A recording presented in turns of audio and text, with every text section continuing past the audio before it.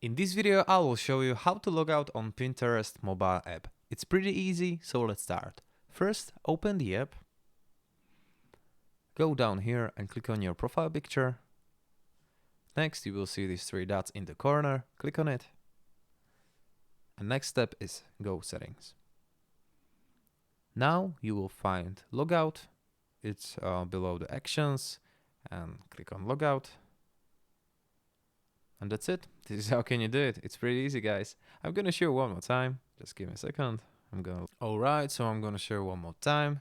Your profile picture, click on it. Three dots in the corner. And next step is go settings. And under actions, you will find this logout option.